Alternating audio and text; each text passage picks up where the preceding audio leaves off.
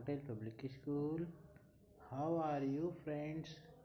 Today we see chapter 4 of 10th class English, the rainbow. To the cuckoo. Watch the video from start to end. If you like the video, then please like and share. आइए हम chapter 4 to the कुको का solution कर लेते हैं। ठीक है, इसमें हम फर्स्ट क्वेश्चन देखते हैं। How does the poet address the cuckoo in the beginning of the poem and why does he do so. Beginning means होता है शुरुआत, कुको मीन्स होता है कोयल, ठीक है। पोएट मीन्स होता है कवि। कवि कविता की शुरुआत में कोयल को कैसे कैसे संबोधित करता है और वह ऐसा क्यों करता है and why does he so do so. ठीक है, इसका आंसर आ जाएगा the poet Williams Wordsworth address the cuckoo as the blithe newcomer in the beginning of the poem। कवि विलियम वर्ड्सवर्थ कविता की शुरुआत में कोयल को ब्लिथ न्यूकमर के रूप में संबोधित करता है। He calls it a newcomer because its song captivate and moves him to supreme spiritual joy। वह इसे एक नवागंतुक कहता है। बिकॉज क्योंकि इसका गीत लुभाता है। इट्स सॉन्ग कैप्टिवेटेड क्योंकि इसका गीत लुभाता है। कैप्टिवेटेड मीन्स होता है लुभाना, ठीक है। एंड और उसे सर्वोच्च आध्यात्मिक आनंद की ओर ले जाता है, ठीक। And move him to supreme spiritual joy, ठीक। उसे सर्वोच्च आध्यात्मिक आनंद की ओर ले जाता है, ठीक है। नेक्स्ट क्वेश्चन देखते हैं। Question number 2, why does the poet choose to call the cuckoo a wandering voice. Question को ठीक समझेगा।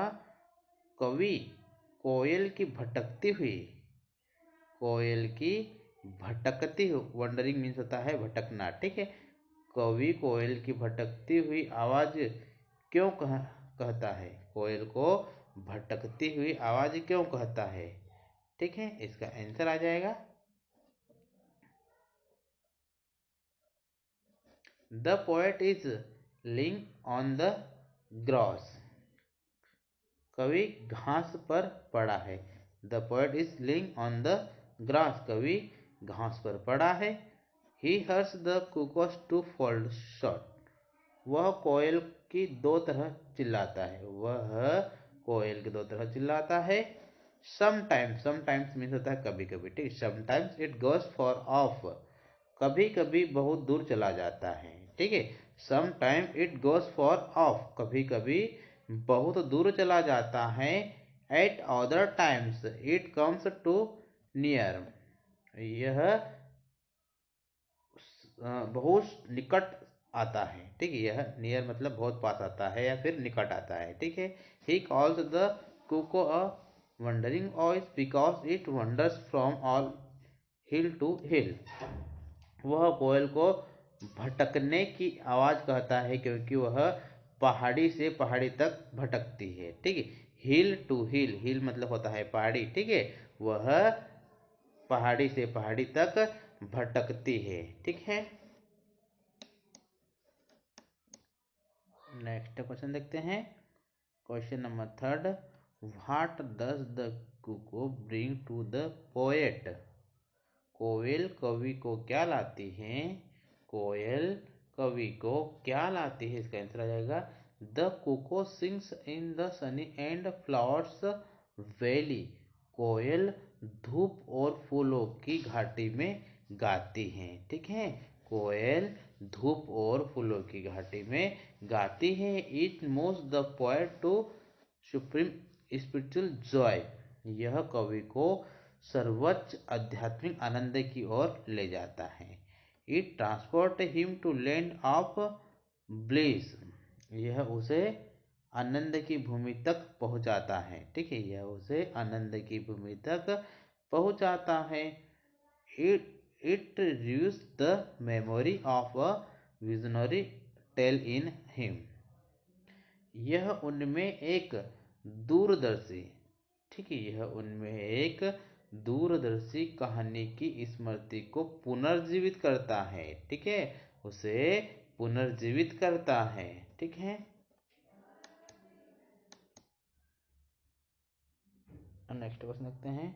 What did the cuckoo make the poet do during his school day. कवि ने अपने स्कूल के दिनों में कोयल का क्या किया है? इसका आंसर आ जाएगा the poet used to listen to the cuckoo songs during his school days. कवि अपने स्कूल के दिनों में कोयल का गीत सुना करता था। ठीक है, कवि अपने स्कूल के दिनों में कोयल का गीत सुना करता था। The cuckoo's cry intended his heart. कोयल के रोने से उसका दिल दहल गया। ठीक है, it urged him to see the invisible bird.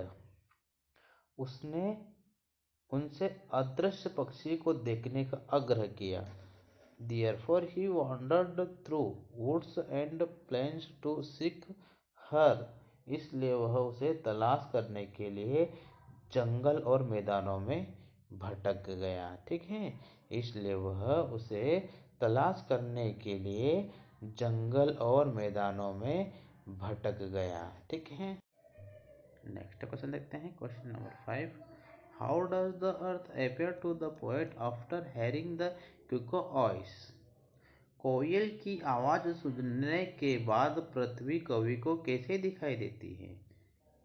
कोयल की आवाज सुनने के बाद पृथ्वी कवि को कैसे दिखाई देती है? इसका आंसर आ जाएगा the earth appears substantial and physical to the poet. कवि को पृथ्वी पर्याप्त और भौतिक प्रतीत होती है। ठीक है, पर्याप्त और भौतिक प्रतीत होती है। His attitude towards earth has changed after hearing the cuckoo voice। कोयल की आवाज सुनकर पृथ्वी की प्रति उसका दृष्टिकोण बदल गया, चेंज हो गया। ठीक है, उसका दृष्टिकोण चेंज हो गया है। Now the earth appears unreal like the fairyland. अब पृथ्वी परिलोक की तरह असत्य प्रतीत होती है। It shows that Wordsworth attitude to nature was your changing. यह दर्शाता है, ठीक है, शो मिस होता है दर्शाना। ठीक है, यह दर्शाता है कि वर्ड्सवर्थ की प्रकृति के प्रति दृष्टिकोण कभी कभी बदल गया था। ठीक है, कभी कभी बदल गया था। ठीक है, नेक्स्ट क्वेश्चन देखते हैं।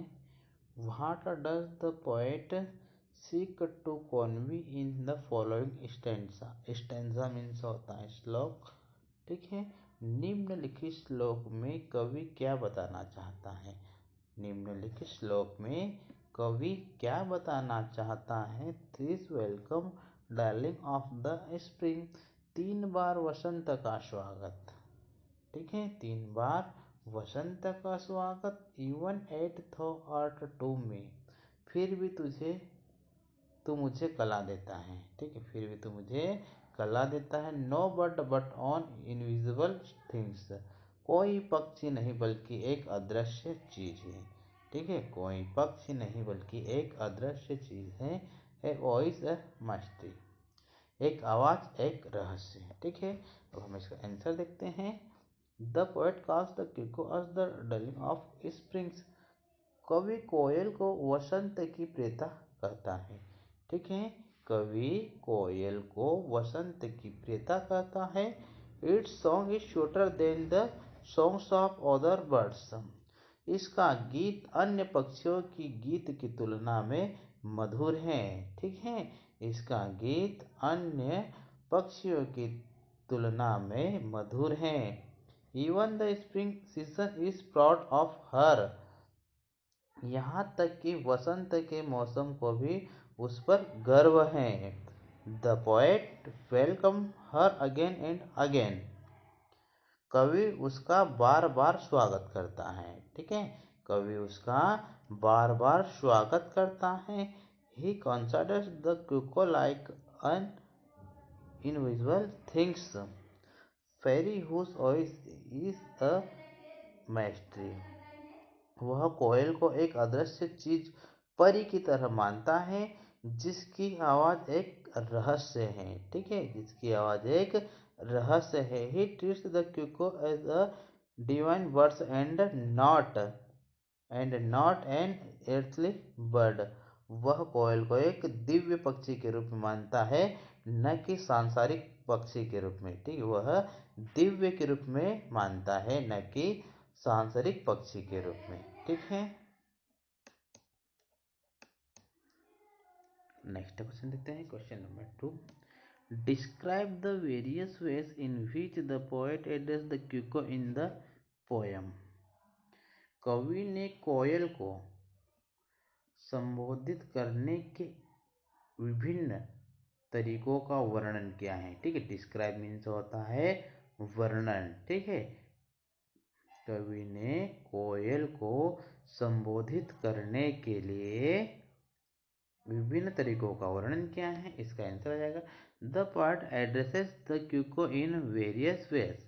कवि कोयल को विभिन्न तरीकों से संबोधित करता है। ठीक है, कवि कोयल को विभिन्न तरीकों से संबोधित करता है। In the first stanza the calls it as an blithe newcomer and a wandering voice. पहले श्लोक में उन्होंने इसे ब्लिथ न्यूकमर और भटकती आवाज कहा है। ठीक है, कवि ने पहले श्लोक में उन्होंने इसे ब्लिथ न्यूकमर और भटकती आवाज कहा है। ठीक है, भटकती आवाज कहा है। Then he calls it a darling of he the spring an individuals things a voice a mystery. तब इसे डार्लिंग ऑफ द स्प्रिंग एक अदृश्य चीज, एक आवाज, एक रहस्य कहकर पुकारता है। तब वह उसे डार्लिंग ऑफ द स्प्रिंग एक अदृश्य चीज, एक आवाज, रहस्य कहकर पुकारता है। Last of all the calls it's a blessed bird. आखिरकार उन्होंने एक धन्य पक्षी कहा है। ठीक है, आखिरकार उन्होंने इसे एक धन्य पक्षी कहा है। ठीक है।